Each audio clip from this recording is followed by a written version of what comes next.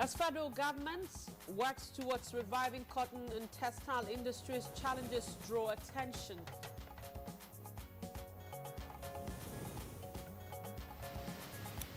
Nigerian Navy reassures over readiness to reduce incidents of illegal bunkering, crude oil theft, and piracy.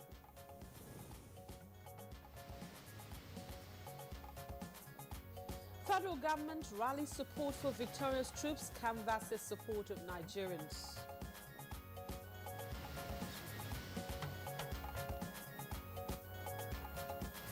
And on Good Morning Nigeria today, our focus is on whistleblowing policy and anti-corruption crusade.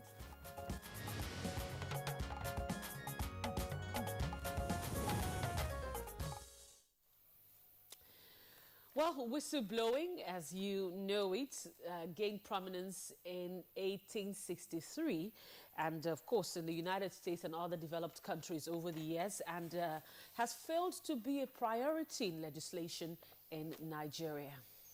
Well, in spite of the fact that anti-corruption remains one of the cardinal programs of President Muhammadu Buhari's administration, which has led to discoveries of mind-boggling embezzlement and also mismanagement of public funds. This is one area we should look at.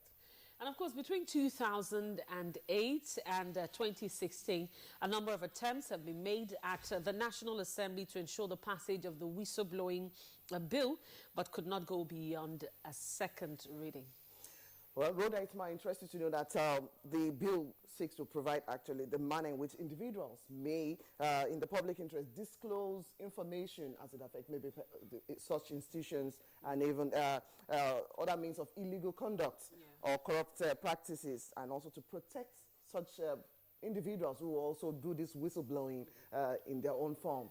This, just like you said, is not a new phenomenon, and people are trying to actually see how it can work in Nigeria. Well, the truth is that despite all of this, it has not deterred or discouraged the federal government from actually, looking at it again and, of course, trying to also check the momentum of corruption practices in Nigeria. That's true. Well, for those who want to know, countries, at least advanced countries like Britain, the United Kingdom now, also even some of our own sister countries here in the continents, Ghana, South Africa, they have had this protection bill to actually look into what the whistleblower will be going into. So I think for us, it's high time. This same bill had actually been presented at two different times. That's in the course of history in the country. One in 2008 and also recent past. But then it's as if we're still not ready for business. Just as I said earlier, the federal government is not discouraged. Of course, it has gone ahead to reaffirm its seriousness by providing, websites and emails that if you have any information on looted funds, you can actually, send an email or you can send text messages to these numbers. I'd like to read them. And in addition to have a 5% of whatever recovered loot, that should be an attraction for whoever. Real attraction. But I'd like to read out some of the, options that you have, just in case that the federal government has provided. If you're to send an SMS, you send it to 090-8067-946. And of course, whistleblowing portal at www.finance.gov.ng. You can email, that's whistle@finance.gov.ng. I tell you, that's serious. Well, very serious, such that the government is looking forward to achieving something, and people are asking the question, what exactly is the federal government trying to do on this policy of whistleblowing? What are the challenges, and what other necessary steps should they take towards strengthening this policy? Well, these and more questions will be answered by guests as they join us in the course of the discussion on the program today. Good morning, Nigeria. Welcome to the program. My name is Blessing Abu. And I'm Rhoda Abu. I join Clay in welcoming you to this exciting, of course, it's the second day.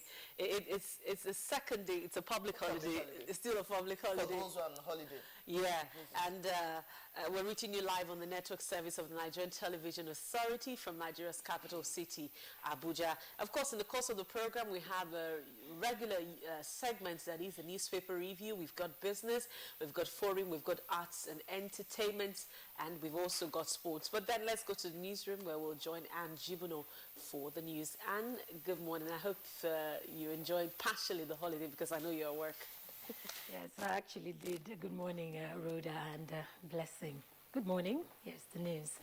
Security agencies in the Northeast must sustain closer cooperation and coordination to ensure that Boko Haram does not regroup. The Chief of Army Staff, Lieutenant General Tuko Buratai, said this during the reopening of the Maiduguri, Gubbio, Damasak and Maiduguri Mongonu roads. Attack by over almost, I can say, up to 10 to 15,000 people that are living and the benefit with this road. Well, the federal government has congratulated the gallant troops of the Nigerian military for finally seizing the Sambisa forest from the Boko Haram terrorists and securing the northeast, paving the way for Sunday's reopening of 2 strategic roads in Borno State. In a statement issued by the Special Assistant to the Minister, Segun Adeyemi, the Minister of Information and Culture appealed to Nigerians to continue to support the troops as they clear the remnant of the terrorists who are now on the run. He also called for increased vigilance among Nigerians as Boko Haram escapees seek to integrate themselves into communities far and near, saying eternal vigilance is the price of freedom. The minister urged Nigerians to keep the country's gallant and victorious troops in their prayers and to also imbibe the mantra of if you see something, say something, as a way of ensuring that no escaped terrorist is able to wreak havoc in their communities, adding that it is also important to note that now that they have been dispossessed of their fortress, the Boko Haram escapees will intensify their cowardly attacks on vulnerable targets, if only to maintain an illusion of terror. But there should be no panic because the worst is over, the minister maintains, while commending the military for reopening of the Maiduguri-Gubbio Damasak Road and the Maiduguri-Mongonu-Baga Road, which links Nigeria with neighboring countries.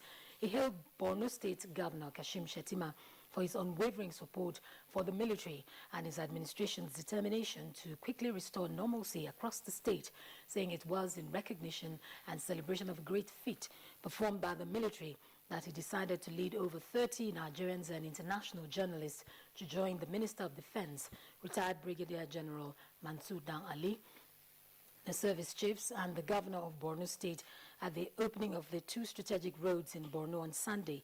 But unfortunately, due to bad weather, the flight to Maiduguri from Abuja was cancelled after several hours of waiting at the airport in Abuja. Lai Mohammed said in the overall, the leadership provided by President Muhammadu Buhari gave birth to the much-needed impetus for the military's victory in the northeast and urged Nigerians to continue to give their unalloyed support to the president in his untiring efforts to restore peace and security across the country and also revamp the economy. The federal government declared yesterday, Monday, and today, Tuesday, as public holiday to celebrate Christmas. But despite the declaration, there are some Nigerians who must work on days like this. Well, Ahmed Ambali joins some workers on essential services. 24/7, you're on standby, even on public holidays.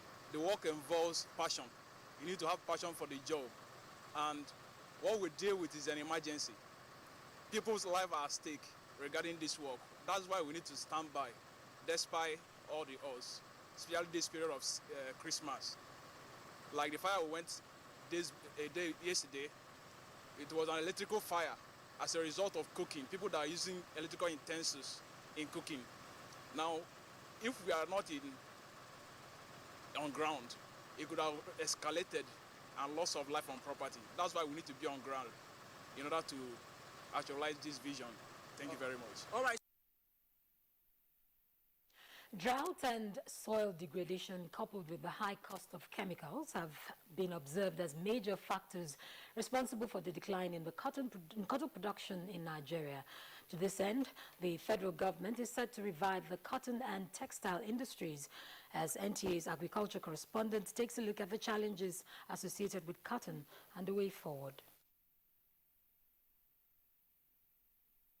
We normally spend money much on chemical like snapper and other things to prevent it. Bollworm, when you affect the cotton farm, you're having low yield, you're having the number of balls you may get is reduced.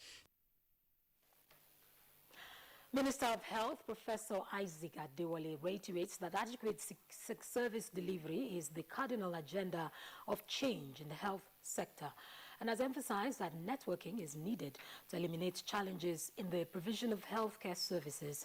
It was at the launch of a nursing magazine by personnel of the Nigerian Navy, Lieutenant Commander Oluyinka Ajibo in Abuja. Professor Adewale advocated the promotion of nursing care where the patient is adequately cared for, as against nursing process which entails only writing reports on the patient. The goal and vision of this administration is moving towards universal coverage.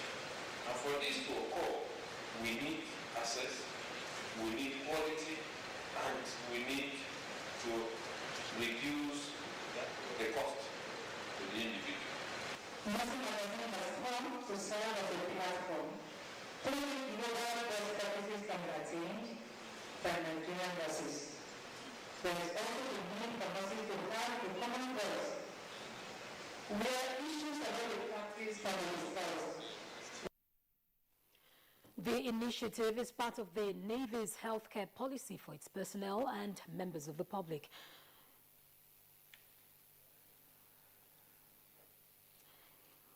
The Chief of Naval Staff, Vice Admiral Ibogete Bass, was represented at the event. The Nigerian Navy says it has recorded a drastic reduction in maritime crime like illegal bunkering, crude oil theft and piracy within the year, and is poised to achieve more in the coming year. Chief of Naval Staff, Vice Admiral Ibogete Bass, said this while reviewing its scorecard at the ceremonial sunset held in Calabar.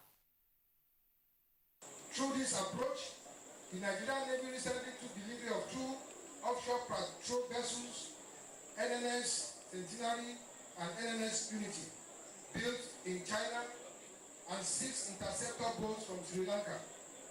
Our production effort also resulted in the construction of 2 seaworld defense boats, NNS Andoni and NNS Karadua, to mention but a few.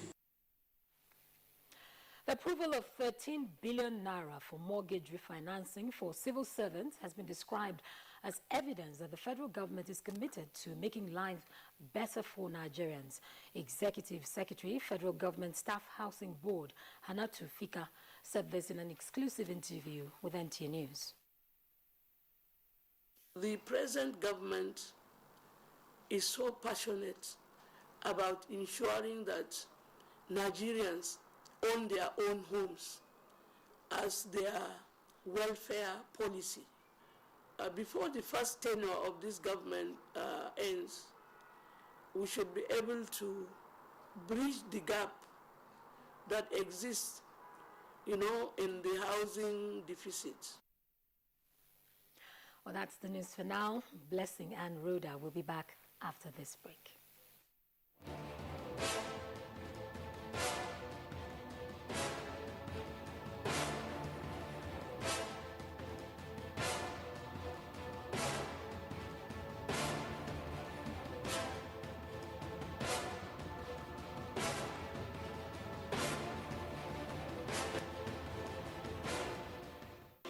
If you hear a bomb explosion or gunshots of an active shooter, that might be a terror attack. At such times, always remember 3 action words: run, hide, report. Don't try to run towards the terror scene to save the situation, because there might be a second bomb blast or another attack. Run far away and take cover. Make sure you are safe first. Yes, it is in our nature to sympathize over the hurt, but remember, only trained personnel can help in such situations. When in a secured environment, promptly call relevant authorities and help will come. For anonymous reporting, call 09630-3250-5 or 0813-2106. If you see something, say something. Nigeria unite against terrorism. This message is brought to you by the Federal Ministry of Information and Culture. Whenever pain occurs, you want quick relief. Try new Nurofen Express. It goes to the source of pain and gets to work in under 15 minutes. That's why Nurofen Express delivers fast and effective relief. New Nurofen Express works at the source of pain, fast. Being a mom is great, but when your child has a fever, you don't know what to do. I trust Nurofen for Children to take care of my child's pain and fever. Effective relief you can trust.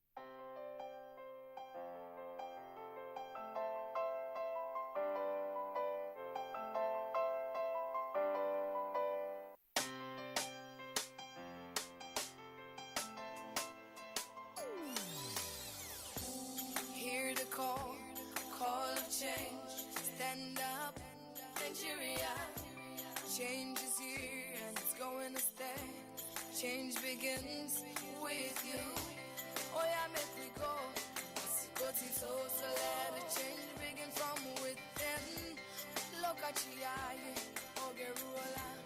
Change begins with you and me. Change begins with me. Change begins with me. Change begins with me.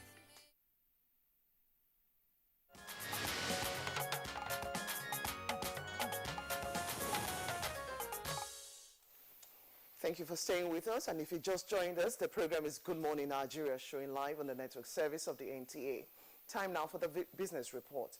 As the Christmas celebration winds down, Nigerians have been urged to leverage on the significance of the celebration and believe in God for a positive turnaround in the nation's economy. Well, for Business Today, Joy Uzo tells us more on this. Nigeria's hope of overcoming our economic challenges through prayers for divine intervention comes from Reverend Victor Atukulu in an interview with NTA Business News. He noted that the powers of prayers and hard work is part of the essence of Christmas to get the country out of recession. Expressing optimism that 2017 will bring about better economic turnaround, Reverend Atukulu called for a new positive mindset among the citizenry, which he said has helped advanced countries to come out of even worse situations such as depression in time past. My first indictment to Nigerian Christians is always we don't pray for the country. We are busy praying for our personal businesses, our families, our destiny. It's all about I, me. But your own personal economy exists within the wider economy of Nigeria. So make praying for Nigeria, praying for the government your first priority, because when things work at that level, it's easier for things to work in your micro level. The European Union representative in Nigerian statistics, Greg Nzeku, has noted that for Nigeria's 2017 budget to be fully implemented with attendant direct bearing on the welfare of the citizenry, the country needs a holistic transformation of our statistical system. He said that the various socioeconomic challenges of the nation as captured in the budget requires adequate knowledge and availability of figures and data of the component actors. Greg Nzeku canvassed increased funding by governments at all levels, pointing out that only few of the states have established their State Bureau of Statistics. The Sustainable Development Goals that were launched in 2015 require a lot of data. There are 17 goals, 169 targets, and over 231 indicators. And because of that, there's a need for a strong focus by governments, both at federal and state level, for statistics. MTN Nigeria has paid 80 billion naira out of the 330 billion naira fine imposed on it for failing to deactivate more than 5 million unregistered SIM cards.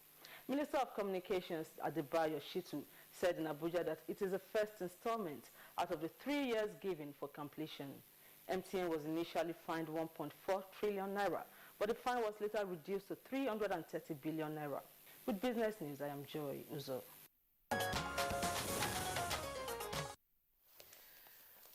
All right, thank you very much, Joy Uzo, for the business news. Time now for us to take a look at stories on the front pages of some of the dailies that we have.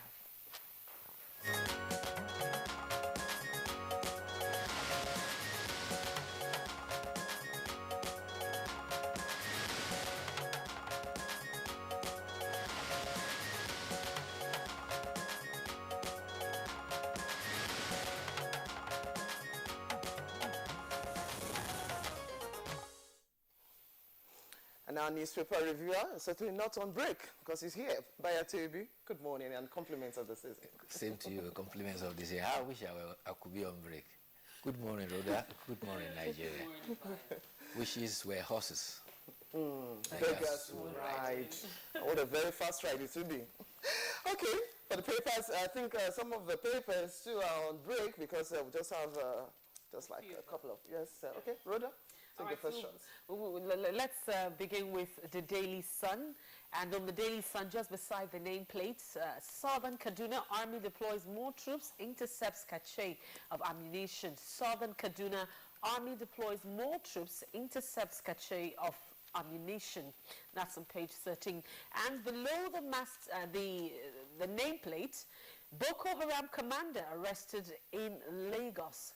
Boko Haram commander arrested in Lagos with a rider army to use Sambisa Forest as training ground. That's the story that's on page 8 of the Daily Sun.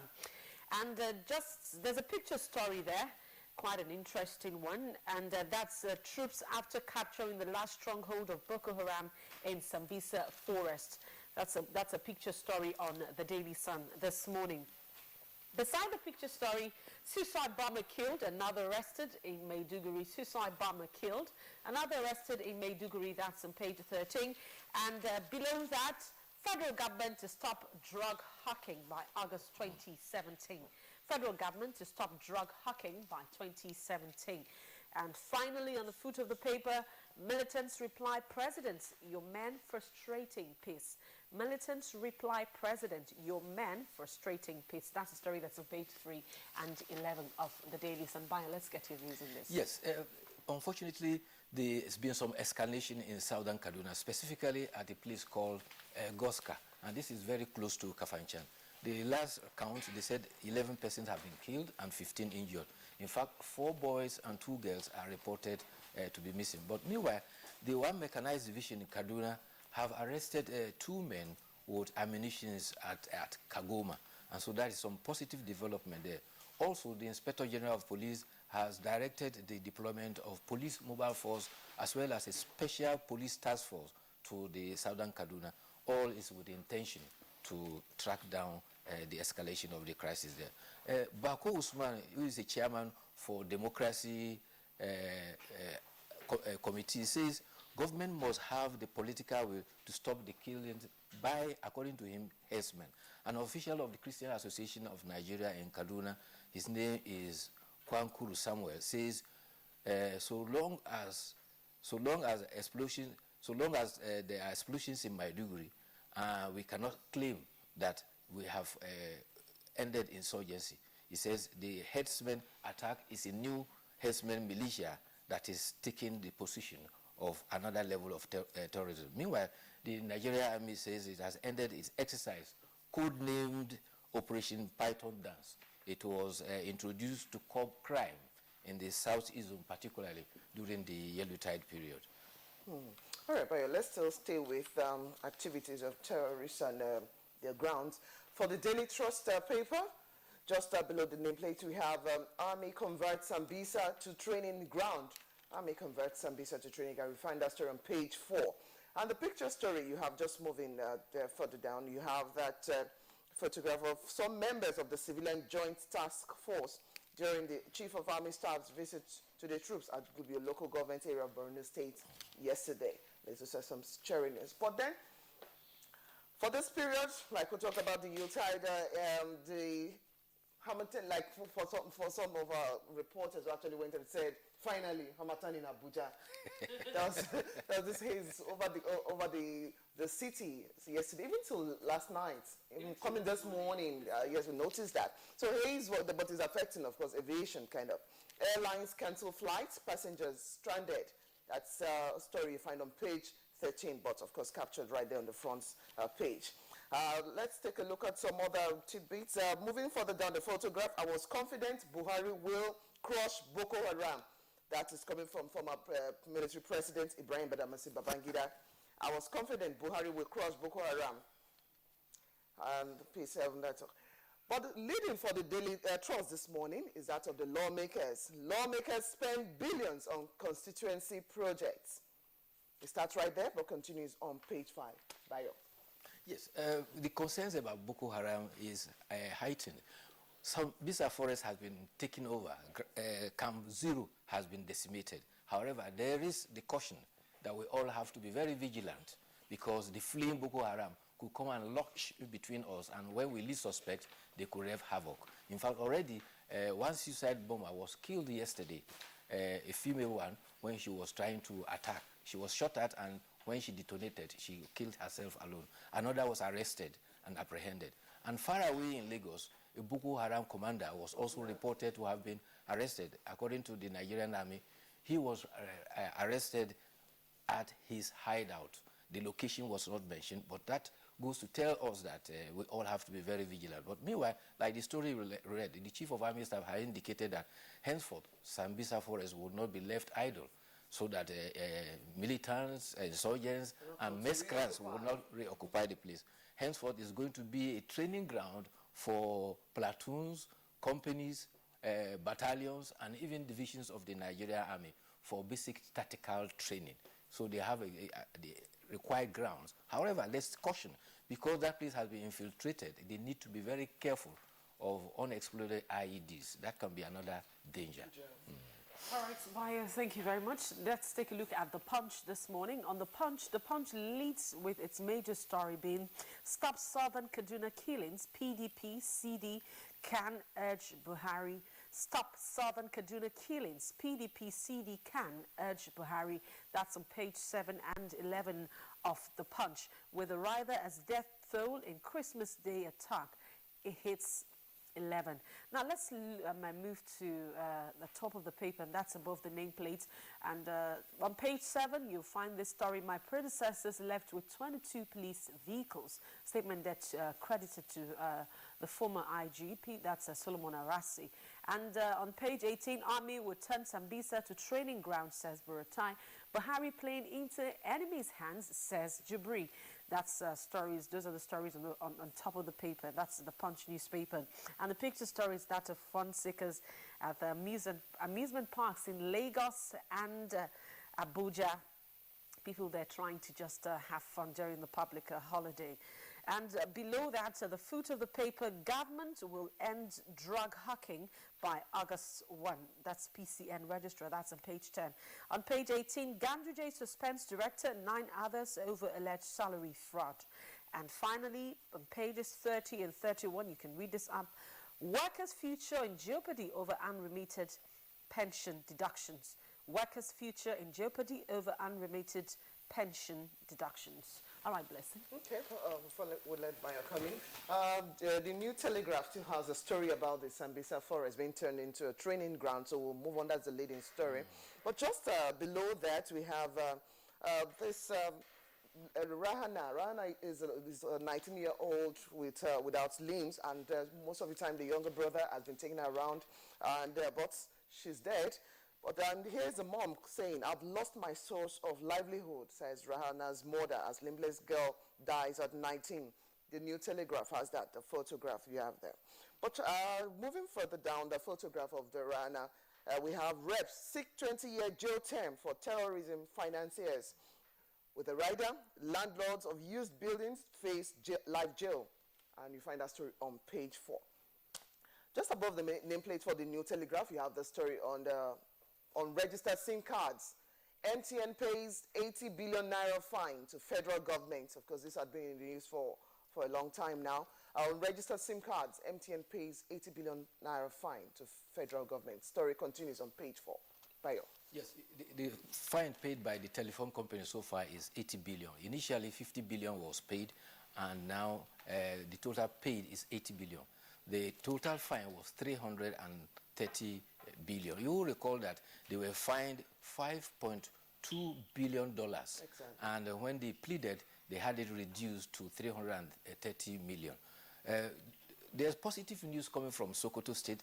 Sokoto has discovered coal in commercial quantity, and other minerals that have been identified along in their survey include phosphate, limestone, gypsum, and also gold. Already, Sokoto Cement is to use part of the coal to run their 40 megawatts power plant. And the sad story which you read, Blessing, is the little girl, Rahana, 19. Everybody knows her around Kano. She actually is from Dawakin Tofa, but because she was born without limbs, she has just very short protrudings. She is carried about in the plastic basin where she solicits for alms. And ironically, she became the breadwinner of the home. And the mother, Hajia father, Haruna, says, I have lost a breadwinner. Unfortunately, the girl complained of fever. They tried to treat her, and they were all shot. And she died, I think, on Saturday. The father says he's not been able to eat since Saturday.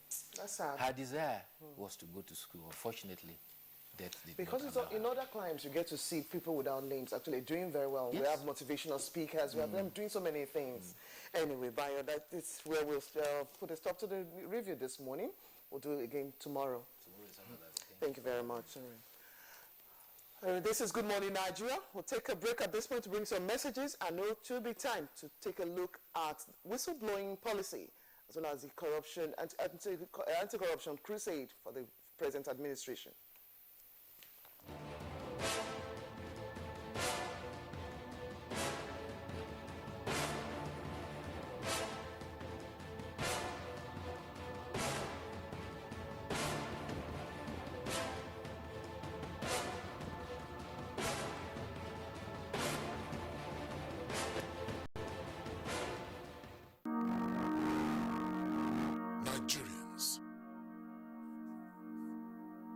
Suicide bombers are not spirits. They are not ghosts. They are human beings like you and me. They live amongst us. They are your neighbors. They are your friends today, but terrorists tomorrow. So you must know your neighbor now. Security begins with you and me. Know your neighbor. Be vigilant. Be security conscious. Report suspicious persons, objects, and movements to the police and other security agencies. The security of our nation is a duty for you and me. If you see something, say something. Nigeria, unite against terrorism. This message is brought to you by the Federal Ministry of Information and Culture. NTA Properties Investment Company Limited, a subsidiary of the Nigerian Television Authority, specializes in creating comfort in all areas of life, such as real estate investments, that is, land, houses, and office spaces, mast leasing, savings and loan scheme, household items and car loans, and so much more. Other informations and entertainment services include Property in Style, a TV program that airs on the network service of the NTA, and also Property Connect, a nationwide magazine. Our priority is to bridge poverty gaps and sustain quality welfare of our clients. Partner with us and watch us help you grow. Pay us a visit today at the NTA headquarters permanent site, Area 11 Gariki, Abuja, or our Lagos office at number 15 Awolowo Road, Ikoyi, Lagos. For more information, visit our website on www.ntaproperties.com.ng, or you can email us on ntapeak2000@yahoo.com. Call us on 080-2316-3474 or 080-6939-5185 or 070-3189-0555. NTA Properties Investment Company Limited. The much needed help at your doorstep. Certainly, Ajunwa is the Olympic champion. We did it before and we can do it again with the new strategy through the first National Grassroots Sports Festival scheduled for Abuja, Nigeria from 22nd to 29th April 2017 to prepare Nigeria to win medals in international sporting events. The world rollout is scheduled for 20th of December 2016 at the Africa International Investment Summit and Expo at Sheraton Abuja Hotel. The Save the Life Charity Golf Tournament is scheduled for 18th of December 2016 at IBB International Golf and Country Club Abuja. NTA, the largest television network in Africa, is the broadcast partner. For sponsorship, contact the chair coordinator on 0809 647 0111 or Mukta on 080 330 20855. Email info@grassrootssportsfestival.com. The Grassroots Sports Festival is endorsed and in partnership with the Federal Ministry of Youth and Sports Development.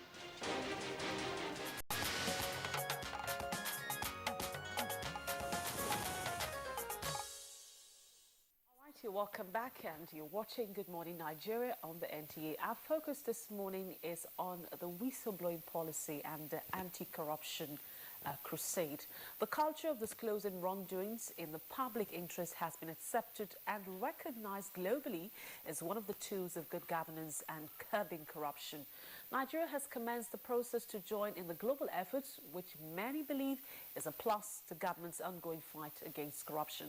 In this background report put together by Fimoti Yusuf, of course, he gives us an insight on what this is all about.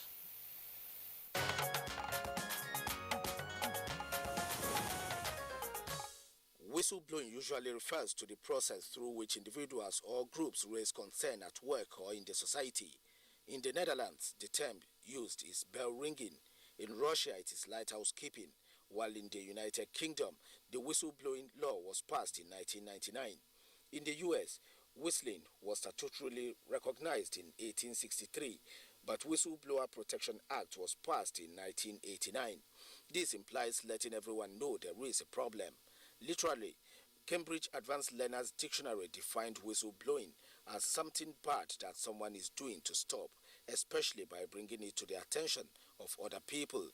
It has been recently defined by the Asian Institute of Management as the reporting of a wrongdoing that needs to be corrected or terminated in order to protect public interest. Thus, a whistleblower is any individual who reports a corporate or government entity's illegal or unethical conduct to the media or authorities. Analysts say this often could cause embarrassment and financial loss to many persons and organizations. They add that though it could prevent a great disaster or harm befalling the public or a large number of innocent people, study of whistleblowers in the United States in the year 2000, according to Irish Times, found out that 100% of those who blew whistle were fired, and most of them were unable to find new jobs. 17% lost their homes, 54% were harassed by peers at workplaces, 15% were subsequently divorced, 80% suffered physical deterioration, 90% reported emotional stress, depression and anxiety, and sadly, 10% of them attempted suicide.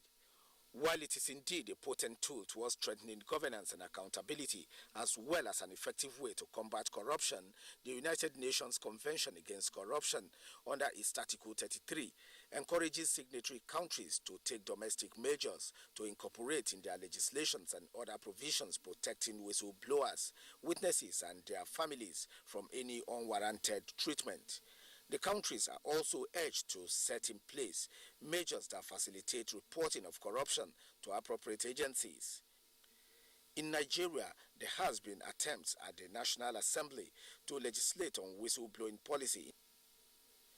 The Whistleblower Protection Bill was first introduced in 2008, with subsequent attempts in 2011 and 2015, but only got to second hearing. And just recently, the federal government has approved payment of not more than 5% of the recovered loot to any successful whistleblower who provides relevant information leading to the recovered funds. To confirm its seriousness, special telephone number, website portal, and emails have been announced. What we've discovered is that most financial crimes, people know about them but are scared to speak up. So the whistleblower policy actually gives them protection against the consequences of doing the right thing in the public interest. And what it does is it encourages anyone with information about a violation of government's financial regulations, mismanagement of public funds and assets, fraud, financial malpractice, and other associated conduct to report it. It covers disclosure of information leading to the return of Nigeria's stolen or concealed funds and assets.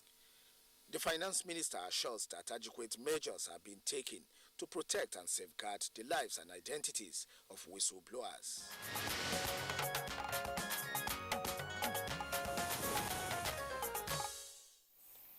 Many thanks, Timothy Yusuf, there with our background report. Right now we're being joined in the studio by a professor of law, former governor of Edo State, is also senator, of course, not serving now, and also former member of Nigerian Law Reform Commission, Professor Osereme Osumbo. It's our pleasure to have you on the program this morning. Thank you very much. Good morning. And we have joining us from our Kaduna studio, former Deputy Senate Leader, and he's Senator Bala bin Nahala. Hey, it's good to have you join us from our Kaduna Network Center. Is it different? Viewers. About that, your current Deputy Leader of the Senate. Thank you very much for coming on Good Morning Nigeria. And also from our Just Studio, we're being joined by Professor Etanebi Alemika. He's a member, Presidential Advisory Committee on Anti-Corruption. It's good to have you join us on Good Morning Nigeria.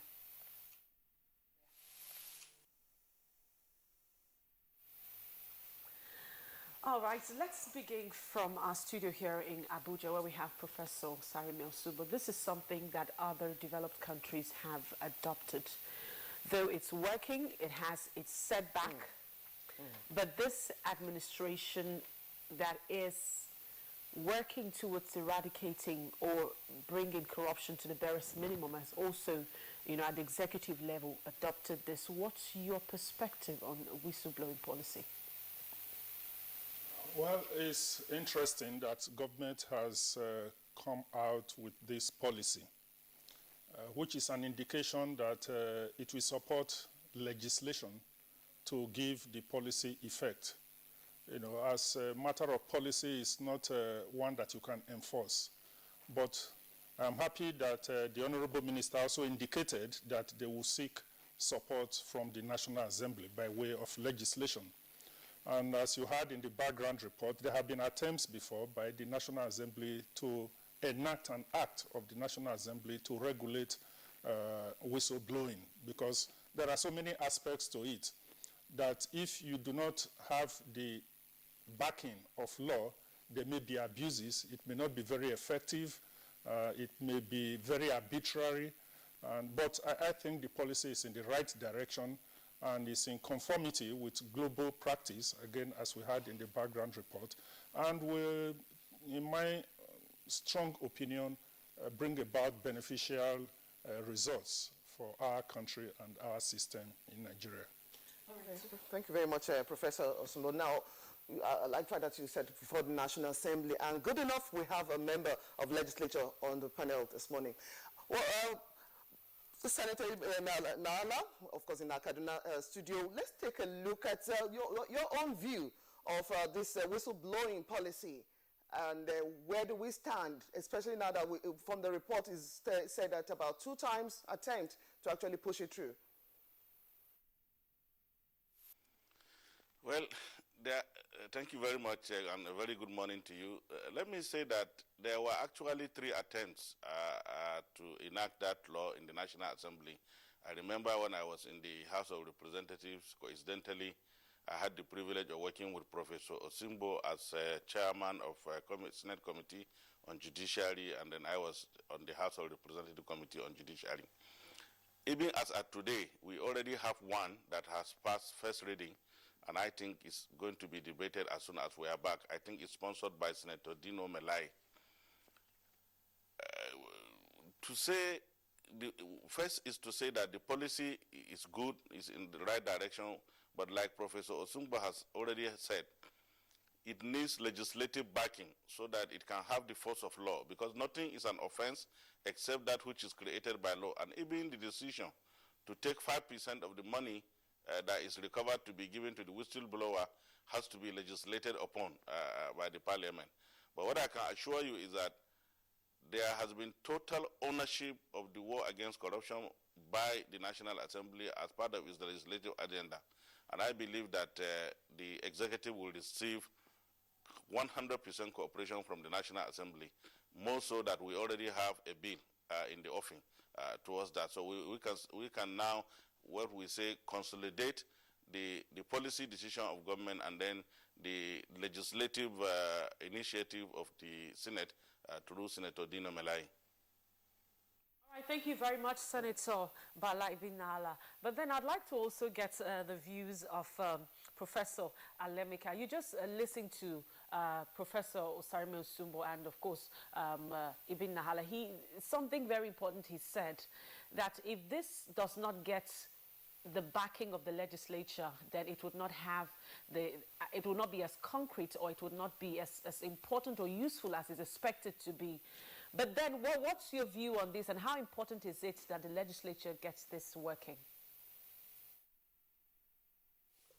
I think it's important, as both of them have mentioned, to have a legislative backing, because ultimately in a democracy, law is the supreme authority. But as a policy, I'm not sure we can say it will be useless. I think it can be implemented to certain degrees, but ultimately we need a legislative backing. For example, the 5% deduction, maximum deduction, can come under similar provision by which, of course, you pay lawyers who take up cases for Ministry of Justice. I think there are ways that it can be implemented, but like they said, ultimately we need a legislative backing.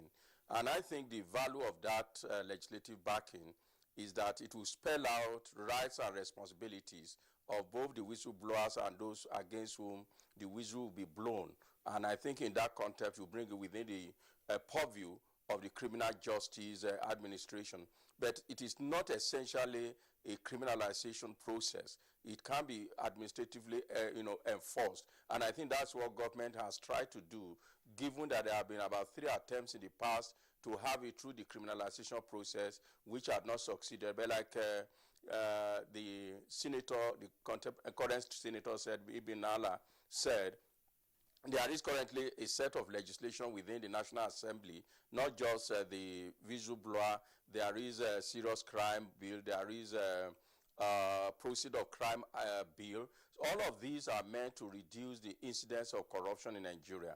One virtue of the policy, and especially when it becomes law, is the fact that it has both preventive and reactive elements.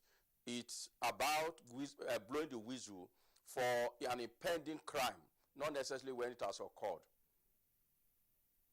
Okay, Professor Lemika, still with you in Jos. We know ours is a very, very special and peculiar society, and so many things are being done by the day that even people actually have this fear interpretation that if I say that, I don't know what becomes of me. Let's back off a bit from our own climb and see how this has actually helped other climbs. How does it operate, and how do we actually harness that which is going to be beneficial to both public service as well as private lives here in terms of this whistleblowing policy? Other climbs and how it's to be done here. I think the point has been made from the background that there is danger in whistleblowing. And what countries have tried to do is, through legislative means, also try to protect whistleblowers. In very serious cases, advanced countries actually provide a new identity for a person. He probably lives outside the country because of the danger that the activity may pose to that person and his or her family. But I think also it depends on the capacity of the law enforcement agency to respond to the whistleblowing. In some cases, anonymity can be one instrument that is used. In that case, it will be difficult to identify the whistleblower. But where, of course, it has to be physical, is going to be a major problem in Nigeria. It is not just on the part of whistleblower. If there is no legislative framework, it can also be abused by tarnishing the image of otherwise innocent people. So we need a legislation that protects both sides of the divide. It's a very major instrument, but also subject to abuse. And that's why both at the policy and legislative level, all the potential dangers have to be taken into consideration.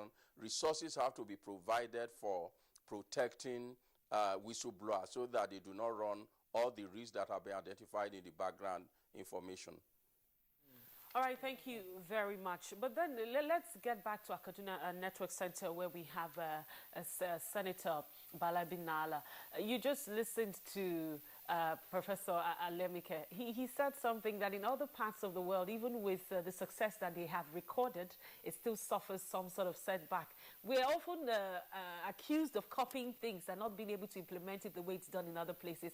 How do you think is the way that we can appropriate it here? It will work, looking at how it has also worked in other places.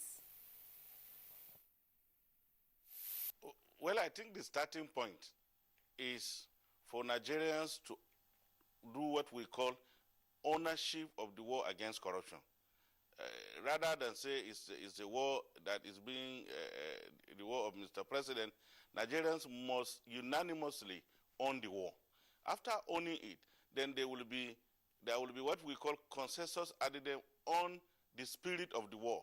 And therefore, a lot of things that have not been defined clearly as far as corruption fight is concerned will now begin to be defined by the society in which the war is being sought to be fought, which is Nigeria. But like you have heard from the two sides, the implication is that you have to do the law, you have to do a legislation that will protect both sides of the divide.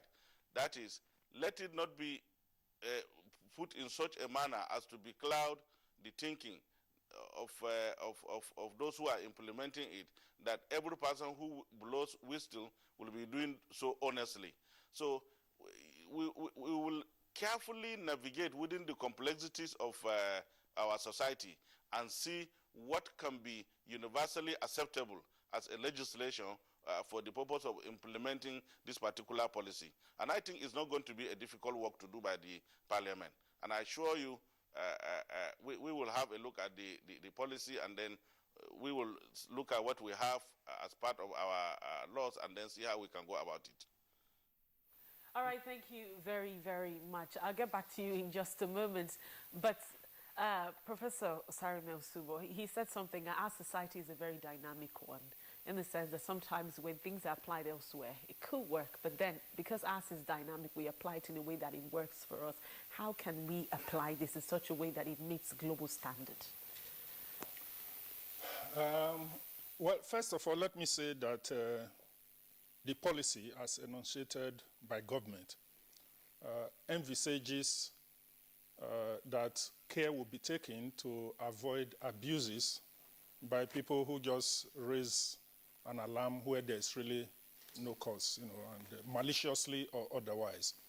So those things are there, and the legislation must address those things, how to protect the whistleblower, and then how to punish those who blow whistle maliciously or dishonestly or whatever.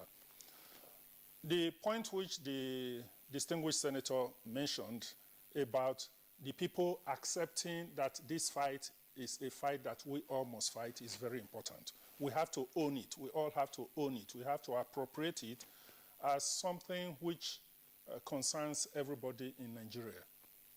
But what I find very interesting in this policy now is the introduction of the element of reward. Because the usual attitude in our country is people say, well, government money is for everyone. And if you steal government money, what is my business? And people are reluctant to stick out their necks to report, because after all, nothing comes to them. What is that? But there are people who ask, which one is your own? Which one concerns you for this matter? But if there is a reward, knowing that when there is recovery, something is going to come to him, I'm sure that this will be a great incentive, very powerful incentive for people to come out to blow the whistle in the hope of getting a reward. It is very important. But then people have different views about this reward system. But then before we get to the reward system, what impact is this expected to have in the fight against corruption? Well, so many things are being tried. The fight against corruption would involve putting in everything, every weapon you have in the arsenal. So this is just one of several efforts and strategies that government wants to deploy in the fight against corruption. Whistleblowing has succeeded to some extent in some other countries. I know that in the US, it was in the United States, originally designed for employee-employer relations. If you are a worker and you find something, some wrongdoing, not so much corruption there, but things against the law, people blow their whistle, and the employers are apprehended, and there's legislation to protect the employees from victimization by the employers. Those are there. But our peculiar circumstances in Nigeria demand the blowing of whistle, not so much in employer-employee relationship, which of course can be incorporated in this law, but in government setting. blowing whistle when you find that there is misappropriation, misuse, or mismanagement of public funds. So I believe that it will have very salutary effect, and as I said before, it will be beneficial in our country. But I want to just add a rider at this point, that whistleblowing is not just for the purpose of fighting corruption or economic and financial crimes. From the way this policy has been structured, it seems to me that it is designed only to capture those offenses covered by the EFCC Act and the ICPC Act. But whistleblowing can actually go well beyond these areas. For instance, very topical nowadays is this so-called importation of plastic rice, whether or not it is true. But if there is an employee who is, or even any member of the public who is aware that some hazardous products have been imported into the country, whether it is toxic waste or radioactive materials, hazardous food, he can also blow the whistle to say this employer, this importer is bringing in hazardous products. But as I said before, the issue of corruption is very central. It's a central policy of this current administration, and it is commendable that they are keying into this whistleblowing mechanism as a tool for waging the war against corruption. Okay, Professor Osumba, we'll continue in that line once we get back from the other guests. Let's take a look at areas of confidentiality as well as a possible retaliation. As is a society whereby even for some other negligent acts that is being seen around, people get scared actually going to the law enforcement agents to actually supply information with such fear. Professor Alemika, let's take a look at this area. Security or protection of the identity of the whistleblower still remains key to the success of this policy. I know part of your itinerary as a part of this federal government program on anti-corruption, which you're a member. Let's take a look at how much of this has actually helped the individuals coming forward to supply information. In this direction now, how do we begin to strengthen that which will help protect the whistleblower? Well, I mean, there's legislative protection, but as I said earlier, for it to work, we need to strengthen the capacity of the law enforcement agencies in terms of investigation, intelligence gathering, because ultimately the whistleblower may not have all the information at the time he exposes danger, because whistleblowing is basically exposing impending or ongoing danger. And therefore, the law enforcement agencies, that means anti-corruption agencies, must have the capacity to be able to investigate very rapidly and intensely. They must be able to gather necessary intelligence to support the whistleblower's information. Of course, you also need the judiciary to be very efficient, because if there is no outcomes that people consider worthwhile, people will not come out. So that's one dimension of the problem. But another dimension itself is what we've mentioned about the confidentiality. And that will require a lot of training. It will require a lot of reorientation. It will require a lot of provision in the law in itself to punish those within those anti-corruption agencies that may be involved in the leakage of the identity of the individual who have acted as whistleblowers. And I think an anonymous platform for reporting will also be useful, and that should not be excluded from the law. We may not give it the same priority as we will give to the one in which we have an identified whistleblower, but they should not be neglected. What will happen is simply you investigate. That's why I said capacity for investigation and intelligence will be important. For anonymous one, you may have to do an intensive intelligence gathering, intensive investigation to be able to assess and also determine whether the whistleblowing was right or wrong. Member of the anti-corruption presidential committee, what is this, from your perspective, what is this expected to, what impact is this expected to have? What did you intend to achieve with this? I know it's one of your arsenals you've rolled out, but then what impact do you expect this to have? Well, I think probably was Professor Osumba in his opening remark that said the notion that people have information.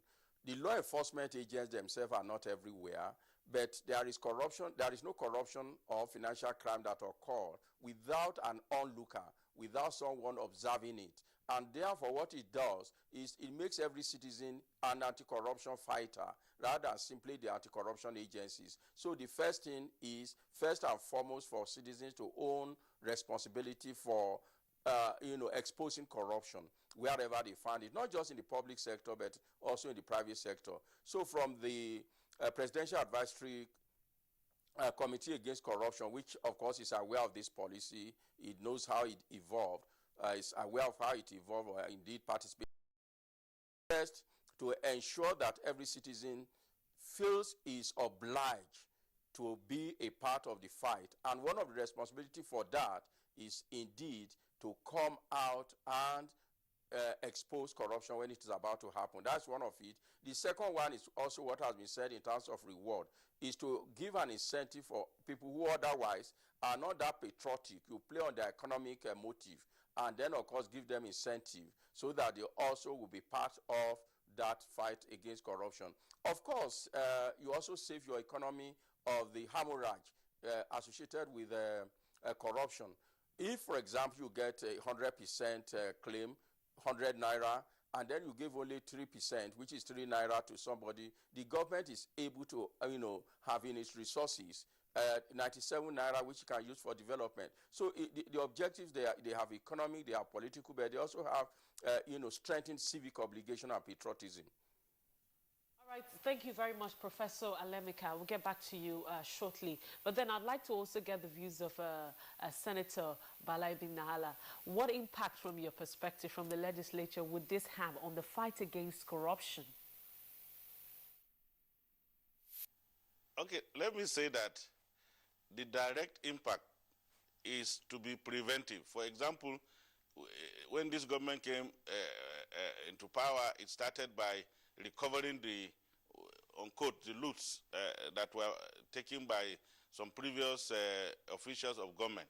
Now, the issue is you have to move from that stage to the next stage of saying, yes, we have recovered, but what do we put in place to make it almost impossible for anybody to attempt that in the future, so that we do not have to go through the rigors of, how do I say it, collecting back what they have taken. And I think this is the direction the policy is taking. But let me equally respectfully disagree with Professor Alemekena that there is no administrative platform from which the incentive introduced in the policy can be addressed without legislation. Because whether the money is recovered or whatever, it is the first place resource is that it is government money. And for government money to be given to any person, there must be a platform from which it can be anchored. And nobody has the power to say administratively he can take away from that money and give to any person. And that is why the legislation is very, very important. And I said, I have given you a commitment that we will work assiduously to propel this policy of government in the direction in which we believe will be in the overall interest of the Federal Republic of Nigeria. And that will be the position. Like the conclusion will be that we have moved from the stage of recovering public funds from those who allegedly took the money. We are now coming to put a strategy in place to make stealing of government money almost near impossible. And to do that, we need to introduce the whistleblowers issue, so that you have to be an extremely unpatriotic person to damn the consequences and go into dipping your hands into public money with an assumption that there will not be any consequence. And finally, let me say equally that, like I have said earlier, the ownership is the most important. Ownership of this war by Nigerians is the most important platform from which we can achieve the impact of the new policy on whistleblowers. You will recall that most of the honest, sincere civil servants taken out of civil service through this process, because when they whistleblow, by making sure that things were not done, because of excessive powers that were granted under the military then, they were either retired compulsorily or whatever. That was how the issue, that was what brought us to where we are. So if we have a reversal now that can protect those who will whistleblow, then we will begin to be on course on the fight against corruption. Don't forget that ownership can only happen when I feel like I have protection for myself. You understand? Because in the past, we've had instances of people also coming out, you know, to the law enforcement agencies. And the question is, how did you know? So you must be a part of it. What protection should I get? That is what the law will specifically specify. That, okay, I'm reporting that the PAMSEC has made one voucher for the purpose of this or that, and I believe that that work was done last year, it was provided for in the last year's budget, and it was implemented. So this is not intended, or this other person has given contract to his own company or whatever, this is unethical. These are some of the things that this policy is tailoring, so that you go and say, this is what happened, and then the man cannot say, because of what you have said, I'm sacking you or whatever. In fact, even the power to sack people without following due procedure, you know, will equally be incorporated in this law to make sure that no boss will sit somewhere and sack you from NTA simply by saying that the money that was meant for diesel generator was not provided for or was spent illegally or lawfully or whatever. We will make sure that every available detail is carefully put into this law to ensure that it works. All right, thank you very much, Senator Bala Ibeng Naala. Now we'll join our JOS Network Center, where we still have Professor Tanabi Alemika. But you've listened to most of our guests. The issue now is security.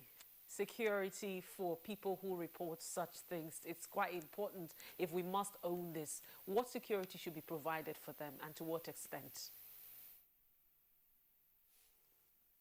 As I said earlier, first, the law must protect the individual from immediate harm, which, of course, like Ibn Nala says, distinguished Senator Ibn Nala says, will incorporate the protection against an employee being sacked by the employer.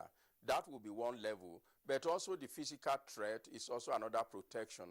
And the government must be willing to deploy resources. As I said, in the case of U.S., for whistleblower in very sensitive cases, there had been identity change and, of course, protection to the point where the person may have to leave off his country. So it's a major area we're delving into, and the government must be willing to consider very properly. I'm happy with the assurance of Senator Ibn Allah that it will be given very careful attention during legislation to provide for all the services. But like I said earlier, it's also training of the anti-corruption agencies, law enforcement agencies about the ethics surrounding whistleblowing, about confidentiality, and of course, about also integrity, because when it happens, the people who are affected also will come out and say, who told you? And they are willing to pay law enforcement agencies to have information about the whistleblower. And of course, these are all interrelated. And it's not something you can legislate without also a change of orientation, without, strengthening professionalism.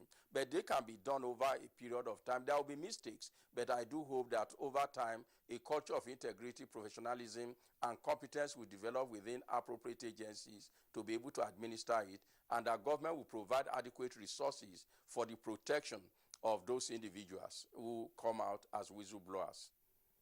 Professor Alemika, thank you very much. We want to join our viewers that you could actually join in this conversation by using our Twitter handle at NTAGMN. It's right there on the screen. Taking a look at whistleblower policy as well as the anti-corruption crusade. Now, so much has been said about security aspect and also that of confidentiality. But let's take a look now at what exact things to go into this policy. Professor Sumo, earlier you're talking about other areas because the present administration may be taking a look at financial implication or some of those anti-graft areas. You've also mentioned other areas that could be looked into. But from the guidelines dictated by the FEC as at last week, they talk about different kind of information that could be submitted. Perhaps, I don't know if you've taken a look at some of them. Let's take a look at some of those nitty-gritty. What can be submitted or what cannot go into such that will actually help. I ask against the background of so many institutions that are going to be involved. EFCC, ICPC, like we have mentioned, the Nigerian police, and some other areas. So in order not to have conflicts of interest in different agencies coming on board? Well, the announcement by the Honorable Minister, which is the source really, talked about misuse of public funds, misappropriation of public funds, bribery, corruption, which are offenses under the ICPC. You know, the earlier one, financial crimes under the EFCC, mismanagement of funds, stealing of government money, and all that. Those are the type of offenses, and they did mention that it will not cover private contracts or agreements. You know, transactions that are personal or private will not be entertained. But other than that, information relating to the stealing, quote and unquote, or misappropriation of public funds is what is intended to be captured under this policy and under the law. So I do hope that when it comes to the, I don't know if they have prepared the bill already, but I don't think any executive bill has been transmitted yet by Mr. President to the National Assembly. I will urge them, in the event that a bill is not yet ready, to look at what had been done in the past, some of the bills that the National Assembly or the House of Reps has considered in the past. When I was in the Law Reform Commission, we actually worked on a bill which was referred to us from the House of Representatives, you know, sponsored by an honorable member. That one goes beyond just economic and financial crimes or corruption and covers these other areas that I talked about. So we want to make it as wide as possible so that we don't come back 3 years from now to say, let us amend a law which is just 1 or 2 years old. Let's try and incorporate it. But let me just say very quickly something about the attitude of Nigerians towards reporting.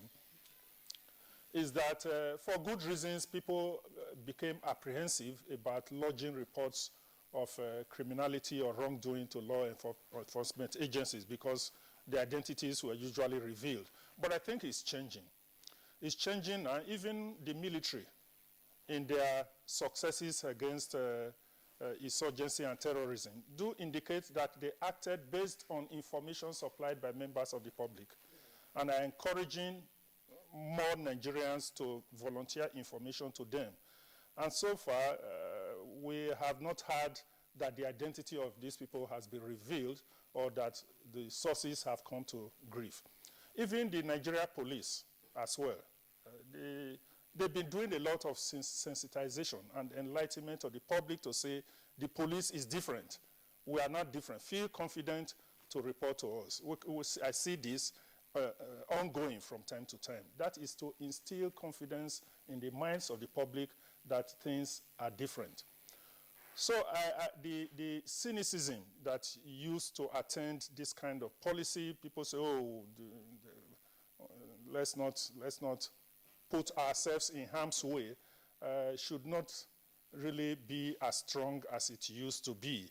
And as I said before, even if some people are having double mind, the fact that there's an incentive will make them to take a leap. So that is what I can say. I think that there is precedent, because lawyers like to work, even legislators look at what has been passed in other countries, look at the bill that has come before the National Assembly, particularly the House of Reps before, and try and improve on it.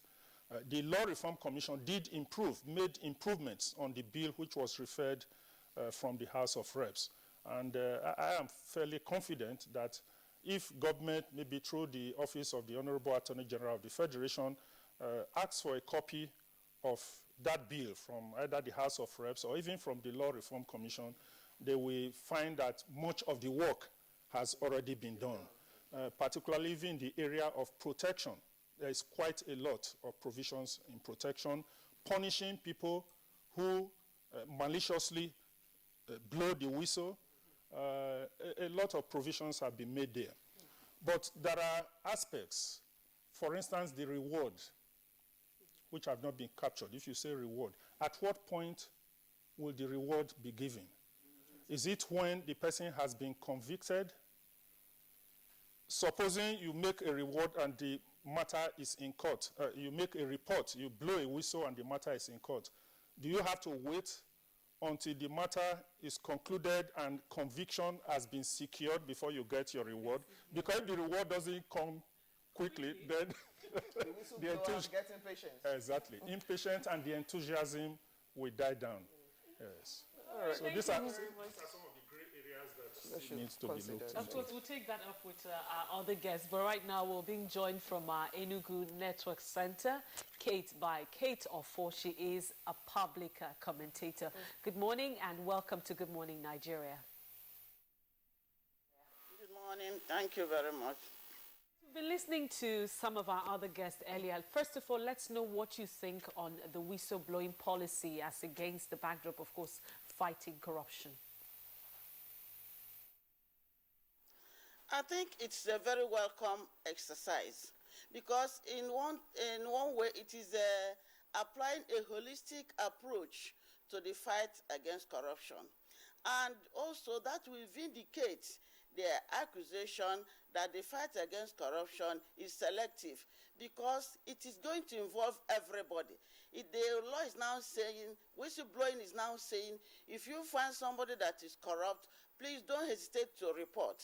But my concern is going to be on the protection of the whistleblower because I feel that a lot of anonymity should be applied. For example, the person can use the toll-free phone call, which numbers are configured not to record the whistleblower's origin call, or web solutions that apply asymmetrical encryption.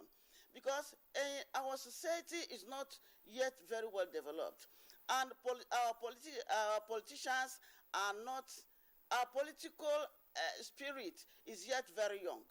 Because there are cases where people have been killed but through letter bombs or the like, because they possess certain informations that can incriminate a criminal. So they will go along to kill that person. So my concern is the protection of the whistleblower. I am very much impressed by the legislator who says that they are going to apply serious legislation to protect the whistleblower. For example, in America, they have what is called WPA, that is Whistleblowers Protection Act. And by 2012, they have extended it to the enhancement of the Whistleblowers Protection Act. Because when people, the incentive is very welcome, but the issue is you have to protect your life. It's not just the hazard of the job, but the hazard of the individual life. Since there have been cases of people killed because they possess information or they are feared to have possessed information. So if the exercise is going to be successful, there has to be serious attempt to protect the whistleblower from any physical or emotional harm. Do you think this would have on the fight against corruption from your perspective? Well, in the fight against corruption, you see, I said earlier that it vindicates the accusation that corruption is selective. When everybody is involved, then nobody is going to be exempted. Because if you find that anybody, no matter the political lineage, is involved in corruption, then if you make that report, the person has to be handled. And again, another issue is that those who are involved in the fight against corruption have to be sure that when you supply information, the person has to be investigated and prosecuted. The thing that deters people from supplying information is the fact that at times, when you supply the information, the thing is not handled very well. You see that the files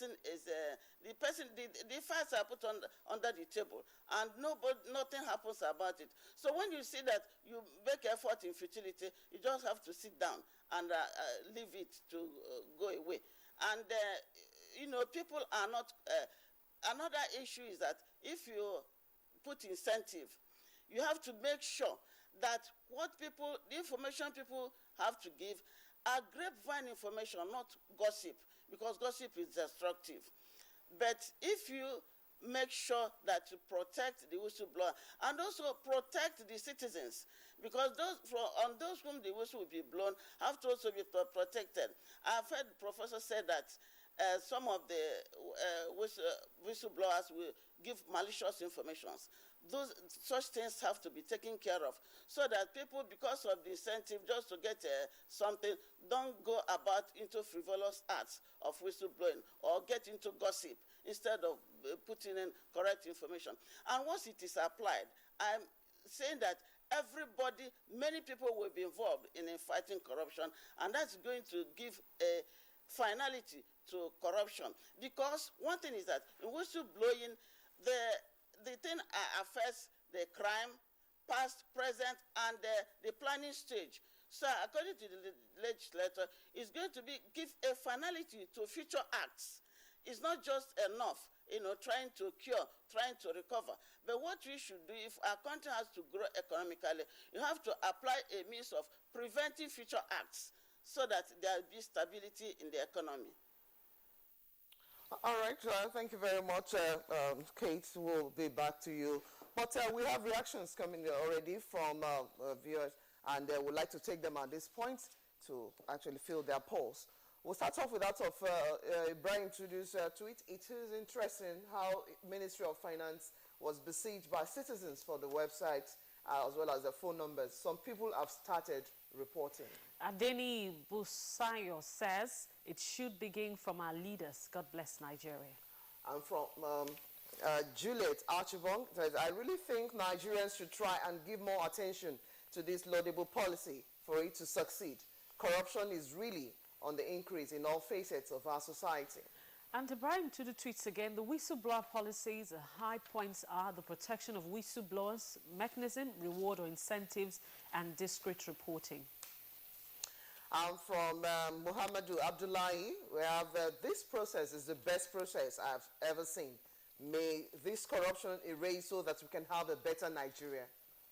And Njang Doma tweets, when exposing corruption, where is it to be reported? And from Njang again, it says, commendable policy. The whistleblowing should be channeled to where? Well, I think Rhoda took that earlier, but we'll try and do just that before we finish up the program. From Olushola, with the Twitter handle at Asol Africa, let us look at the angle of those who listen to the whistleblow, if they will not corrupt also, if they will not be corrupted also. And from Ayodeji Suleiman, what of situation where law enforcement agents divulge investigative information to cronies to enjoy rewards amongst themselves? Those are many questions coming from our viewers.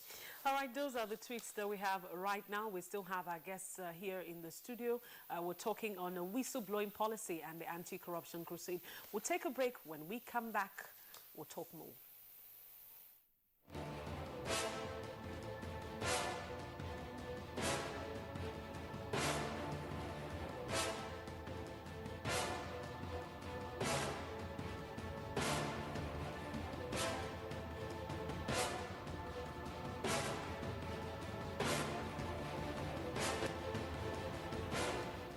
NTA Properties Investment Company Limited, a subsidiary of the Nigerian Television Authority, specializes in creating comfort in all areas of life, such as real estate investments, that is, land, houses, and office spaces, mast leasing, savings and loan scheme, household items and car loans, and so much more.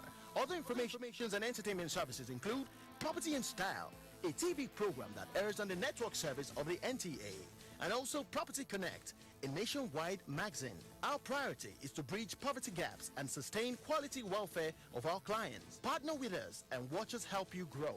Pay us a visit today at the NTA headquarters permanent site, Area 11 Garki, Abuja, or our Lagos office at number 15 Awolowo Road, Ikoyi, Lagos. For more information, visit our website on www.ntaproperties.com.ng, or you can email us on ntapeak2000@yahoo.com. Call us on 080-2316-3474 or 080-6939-5185 or 070-3189-0555.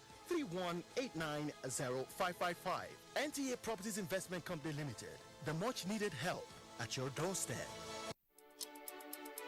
It's that time of the year when we appreciate all those that meant so much to us. Our sponsors, our clients, government at all levels, corporate bodies, advertisers, religious bodies, civil society groups, political parties, business, and above all, you, our esteemed view. Together, we made 2016 great. Together, we make 2017 even greater. That's why we say thank you. Merry Christmas and prosperous New Year.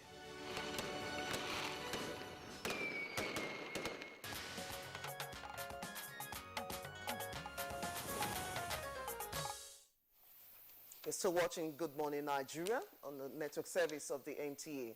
Now, of course, we'll be taking a look at the whistleblowing policy as well as the anti-corruption crusade. And here's the Honorable Minister of Finance, Kemi Adeosun, even as she spoke on this particular policy of whistleblowing. Covered is that most financial crimes, people know about them, but they're scared to speak up. So the whistleblower policy actually gives them protection against the consequences of doing the right thing in the public interest. And what it does is it encourages anyone with information about a violation of government's financial regulations, mismanagement of public funds and assets, fraud, financial malpractice, and other associated conduct to report it. It covers disclosure of information leading to the return of Nigeria's stolen or concealed funds and assets. All right, that was the Honourable Minister for Finance, Mrs. Kemi Adeosun, there speaking on the whistleblowing policy last week at the Federal Executive Council meeting. But then we also rolled out some numbers and email so that you could actually report. And one of our viewer actually asked that the numbers. You have an SMS number that's 0909. That's 8067964. There's an email, www.finance.gov.ng.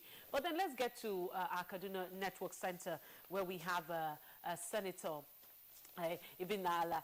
Are these numbers or these email addresses, are they limited or are there enough? Because we're looking at people who cannot even, who don't have phones. We still have people who cannot go online. This corruption happens at the state level. Is it just the federal government thing that if you can assess this, then that's it? Are these mediums enough? Well, in the first place, let me respectfully say that the numbers and the email may not necessarily ride on the policy directive of what she announced, in view of the fact that, as at today, we do not have a legislation to that effect. You see, let me clearly say that when Nigerians opted out of military rule to democracy, all they wanted was a situation where they can, with some reasonable degree of certainty, predict what is going to happen to them in accordance with the law. Now, the 5% has not been approved by the National Assembly. So, and I am saying that there is no procedure legally or constitutionally that permits administrative payment of that 5% for now. So if, for example, somebody starts to report today and expect his 5%, I don't know how the government intends to navigate out of that. I think the anxiety, the pain of government in fighting corruption is so intense that really, because of the commitment, they forget one or two things along the line. And like I have said, we will fast track this process. It's in the best interest of this country to fast track this process. But Professor Osumbo and Professor Ali Kena will tell you that whatever the intention of the legislature is in respect of this legislation, on the character of the Nigerian people. And I used to tell people that one of those I respected carefully who has clearly put of this character is Professor ex-Professor Justice Nikitobi. If you remember Professor Osumbo in the case of Onagura versus the state, he made it abundantly clear that, and I quote, "The Nigerian polity, more than anyone known to me, is one of suspicion and suspect. It is one society where the slightest aberrant conduct of an individual, no matter how malified, is read with so much suspicion. Suspicion is the hobby of an average Nigerian. He does not only vegetate on it, he enjoys it, more especially where the end result is to damage or destroy the character of another person.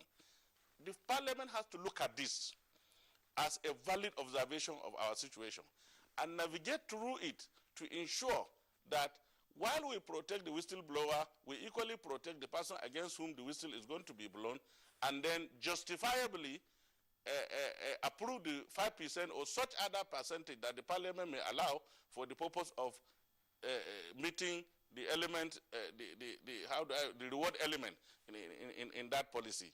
So let us, you see, fighting corruption is a very, very intricate matter. You need to be strategic, and strategic in the sense that you do not jump the gun so that you end up not achieving the purpose for which a lot of effort have been put into doing. So let's study a while. I think the parliament resumes on the 10th. With the executive, we will collaborate and see whether the fastest track can be taken by the parliament in pursuance of this policy directive of government. But at the same time, it is not impossible for us to make a law that will be retroactive to take care of those who have started reporting this matter. Because, of course, like I have said, in the overall interest of the country, whatever is legally permissible, the parliament should be willing to navigate along that line. All right. Well, as a lawmaker, I think we should know if laws will have retroactive effect or not. You are the lawmakers. But let's find out from Kate Ofor in our Nugu Center. Senator Ibn Ala just made mention of the character of Nigerians trying to do this or do that. Now, for one of our tweets, we already read that the lines are already jamming. The Minister of Finance will actually besieged by a number of people trying to know what to do. Is this an indication of the kind of enthusiasm we're going to be getting for this fight on anti-corruption? I think that is. I think it's correct, because I'm saying that if everybody is involved in the fight against corruption, because the corruption has stepped down on everybody's progress, everybody's interest, everybody's comfort, and if everybody is involved, that the fight against corruption will be positive and will yield a positive result. And you see, one thing is this: Nigerians are ready and willing to fight corruption. Nobody is comfortable with the existence of the corrupt standard in Nigeria. Therefore, it is affecting everybody. It is affecting every home. It is affecting every life. Therefore, this exercise of whistleblowing and the attitude to Nigerians is going to be accepted by Nigerians, provided that it is very effectively applied. As I said earlier, the action of law enforcement agents and the judges is going to be very, very, very necessary, because at times when you report something and you see that your report is not being very effectively used, you will decline from further action. You will retract from further action, because in the final analysis, you will see that you have not achieved anything. But I will also like to appeal to the legislator. They could look into enacting a court of law for just that corruption exercise, so that the delay in justice, because it's said that justice delayed is justice denied. The aspect of trying one corrupt case for years and not convicting anybody is not encouraging. People would like to see that somebody or some other person have been accused of corruption and they have been arraigned in the court and they have been either freed or they have been jailed or they have been punished. But the aspect of people being tried endlessly is not a very welcome exercise in the fight against corruption. And it is going to tamper the enthusiasm of the whistleblowers, because in the final analysis, you will see yourself not achieving anything. Because as the prof said, I don't think that if you just present a report, you will be paid, you will be rewarded. But you have to get your reward in the final analysis, when the finality of the crime, because somebody can be accused, and the law says that you are innocent until you are found guilty. Therefore, somebody can be accused of embezzling huge sums of money. But in the final analysis, the person will be proven innocent. Therefore, the fact that if you are going to fast-track the trial of the accused, then it will help in the fight against corruption.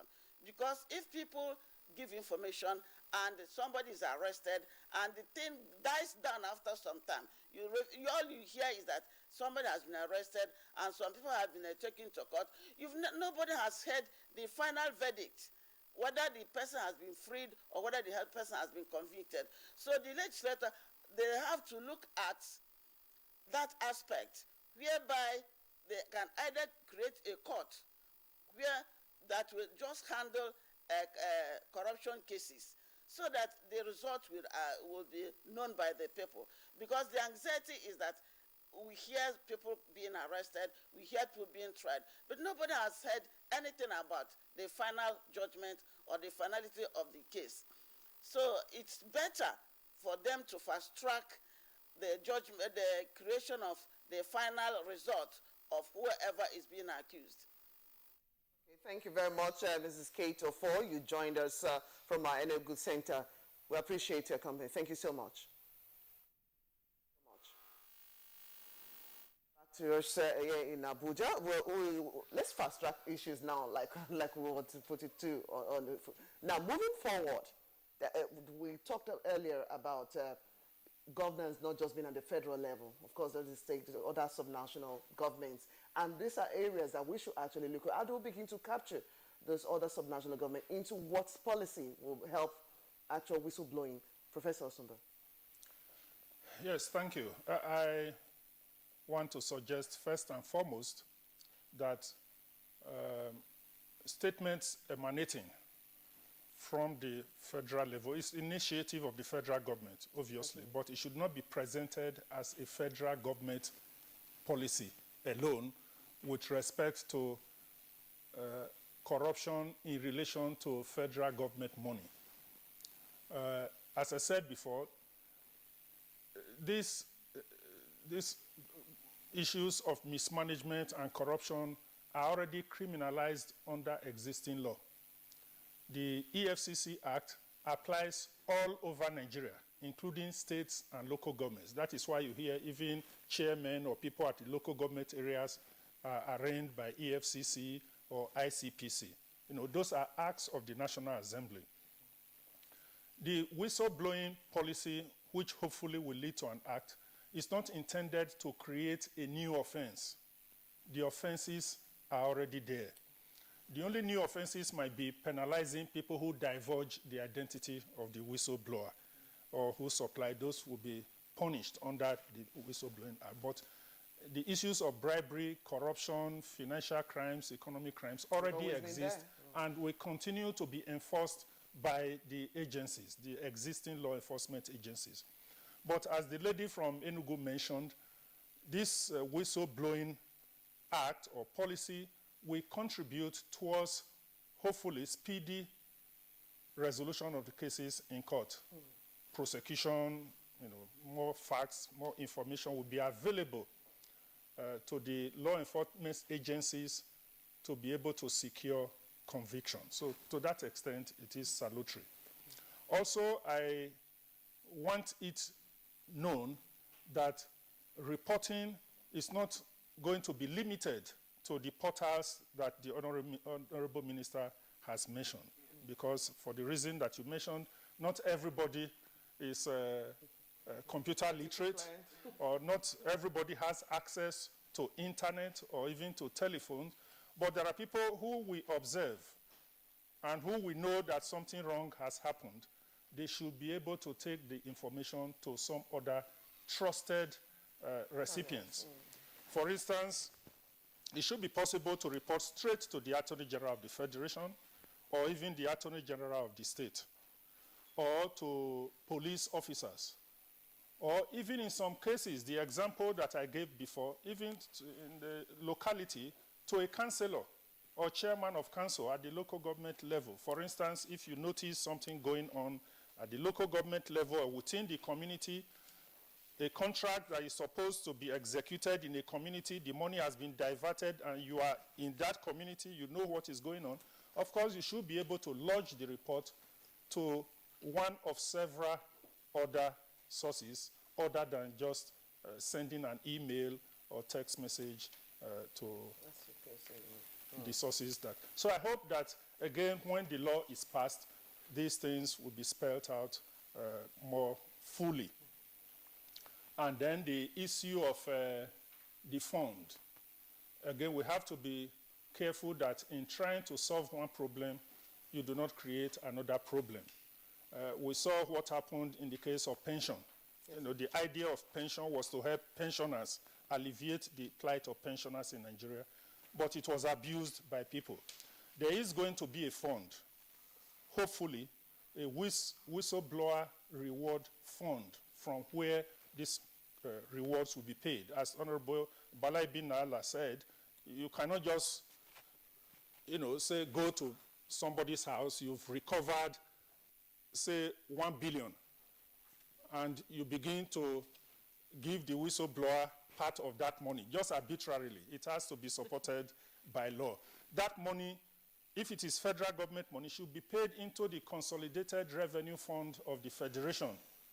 And it is from there that the money will have to go through administrative process before it is paid to the whistleblower.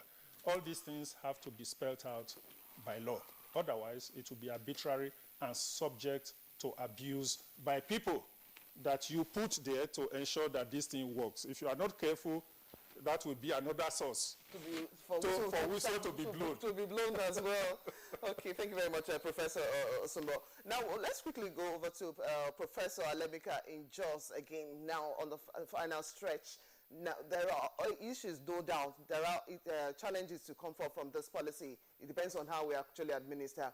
Where do we stand in actually ensuring that this policy is taken through as we want it to be? Thank you. I think what we are doing is in line with the policy. I think what we have that we're calling policy as of now is merely a draft. We can be regarded as a draft in which, of course, we are making input. I'm not sure it is a final document that nothing can be altered in the in its provisions. And I think one other way of looking at it from the executive point of view is the admission by the distinguished Senator Ibn Allah that there have been more 3 attempts. So it's a way of getting the public also to work on, to work with the legislator to have a legislation that will capture these, what we are now calling policy. The question has been asked, when will the reward be paid? As Professor Osumbo said, the current statement by the Minister of Finance is actually derived from the asset recovery perspective. And to that extent, it tends to emphasize when that asset has been, recovery has been concluded. It isn't going to be at any intermediate point as it is conceived for now. Of course, as the debate goes on, I'm sure there will be further modification, whether at the level of the executive or when it gets to the legislature. But I think what has happened from the statement of Minister of Finance is to throw intention of government in relation to this practice into the public domain. And then, of course, to suggest that this is what we are thinking. And, of course, it will be, improved by public comments. And then, of course, by the, I think the lawmakers also will benefit from that, from the public comments. They will have a public hearing before the final law is made. I think the point has been made both by you and Professor Osumbo. I think the frustration with the fight against corruption in Nigeria today is the fact that it's looked at as a federal effort. And there is very little happening at the state and local government level. Yet these areas have massive resources that are looted with impunity. And I think we must find a mechanism by which we can empower the local person in whose communities projects are contracted but never executed to be part in the fight against corruption. So, of course, at the state level, where the governor should pretend more or less without any control. So it's a major frustration for fighting that, and I think luckily, because I think both the Supreme Court decision in the case of the Attorney Generals against the federal government far back showed that because of the provision in the Chapter 2, to abolish corruption, anti-corruption laws can actually be made national. So I think the whistleblower can actually be made national, and with adequate provision, the nation will benefit from it. Thank you very much, Professor Alemika. We will have these reactions from Nigerians too, read to us, and we'll take a look at other areas in concluding our program this morning. From Shadow X, the introduction of the whistleblower by this government is a step in the right direction. There should be measures to protect the whistleblower. Ine Braye tweets, whistleblowing isn't about reward, but prevention. The focus should be on protection of the parties. And from Olaniregun Olajide says, will there be a social media outlet to update the public of who had been reported and what has been done to the person punitively? And this one is from Thank God James. It says, nice work you're doing, more grease to your elbows. Ibrahim Dende to Senator, will this bill be extended to the military? As you know, military institutions are more secrecy, or is more secrecy in terms of information. And Daniel tweets, the whistleblowing policy will not achieve anything. We need a system that will be impossible for someone to steal. All right, let's go over to Senator Bala Ibn Ala in Kaduna now. Final word. So many reactions already, but then where do we go from here? Well, my final word will be that every criminologist will tell you that the nature and character of a crime to a larger extent determine its control strategy. I was in one conference with Professor Ali Kena, where Professor Lumumba said two basic things were done in other countries that helped tremendously change the situation. One was to discourage people from ownership of thieves. That is not in Africa. That as long as the man belongs to my tribe, or he belongs to my church, or my mosque, or this, any allegation against him should not be taken by government or whatever. And that was drastically pursued, and it reduced to a larger extent ownership of thieves. The other one was what these funds that are stolen, from what we have seen, what were they deployed into? For example, we have discovered that they were deployed into building big houses and whatever. So if you put a policy that says for anybody who brings a building plan that is going to go about 100 and something million and above, he must state, along with the building plan, his source of funding that building. You see, you have directly discouraged the deployment of stolen funds to buildings. Then you look at how these funds are channeled, and then you block all those leakages. It's even easier for you, than pursuing the other way of taking people to court longer period, and then coming out at the end of the day,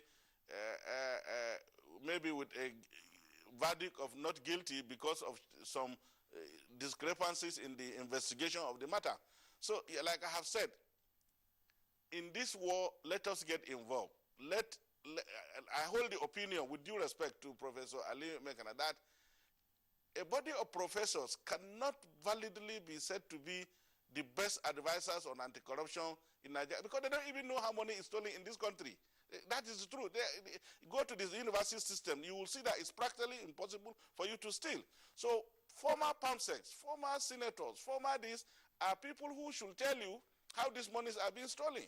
And I think that the president should enrich that advisory committee with some participation of people from the civil service, people from the legislature, and then people from the judiciary. I have asked a question, and I keep on asking. journey so far in this fight, tell us what you have recovered. Tell us the percentage that you have recovered from the executive. Tell us the percentage that you have recovered from the legislature.